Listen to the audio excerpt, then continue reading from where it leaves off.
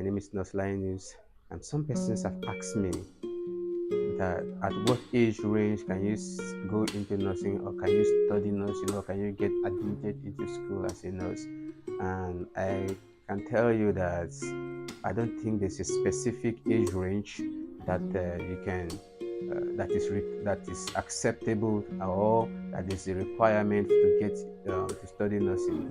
I think in my class, the course mate I have, some of them are advanced in age, some of them are over 40, even some of them are over 30, from the like 20, 30, 40, some are even 40 something, and they are doing well.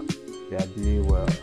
So I don't think there's a particular age range, or in fact I've not seen any of the requirements to study nursing in any of the school that there's a particular fixed age bracket for nursing, to study nursing in school. So for those of the persons that message me or that ask me, some privately and some message me about the age range, there is no particular age range to the best of my knowledge as at this moment. But if there is, I can still make research, or if there are other institutions that have age range or age bracket to be admitted as to study nursing. I don't know, but I'll still make research. If I have the information, I'll still come back to tell you. Let me tell you a story about what happened yesterday in the hospital. Yesterday we were in the ward, particularly in the labor ward, and a particular woman came, and she actually came to book PCS. So she got to the ward, she asked, and I was directed by the ward charge in my ward to take her to the theater to get all the requirements written for her so that she can prepare herself for the theater. And then on getting there, all the procedures and every necessary things was done. Me and some other nurses waited for her.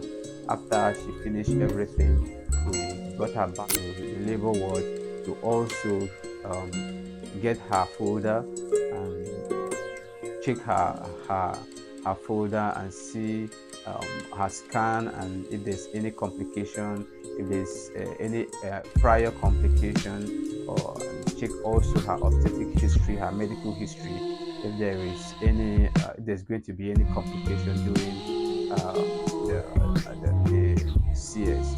We also had to take her vital signs, her blood pressure, respiration, her pulse, and as well as her temperature. We took everything, and then the fetal heart rate, we also check that, and then we check her LNP, her last menstrual period, and then her EDD, her expected date of delivery, also, to make sure that we ascertain and have a baseline data before the surgical process takes place, or before she's being transferred to the theater. And as the procedure or the protocol is in the hospital facilities, she's supposed to come to the labor ward, and then after all those things are taken and she's then transferred to the theater. The nurse from the labor ward and the requirements they are going to need in the theater will be taken with us. It's done in major government hospitals, and then the nurse will have to wait there. It is the nurse that will receive the baby, and after receiving the baby, she cleans the baby and do all the necessary neonatal care, and then transfer the baby back to the labor ward, where every other procedures will be taken to make sure that the baby is okay, and the baby is in optimum health, and everything is complete. The baby is healthy and have no congenital complications. So after everything was done, the woman was transferred to the theater. She was prepared, taken to the theater, given anesthesia, and then the doctor was about to carry out the incision. After some moment during the procedure, sadly, she couldn't make it back. Somebody who came very strong, very healthy. We don't know what happened, and the doctors could not explain like what exactly happened. Although they know based on their profession, and as we as nurse cannot dictate or cannot categorically say what actually transpired.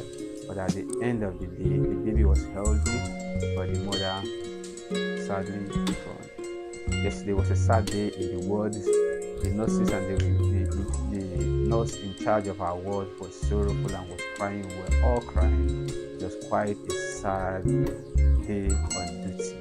And I wish and pray never to experience this kind of thing. I like seeing people who are sick to get well and become healthy when they are taken care of in the hospital. In fact, it's our duty to make sure that they return back to optimum health. So it was quite a sad day. It was quite a sad day. It was quite a sad day.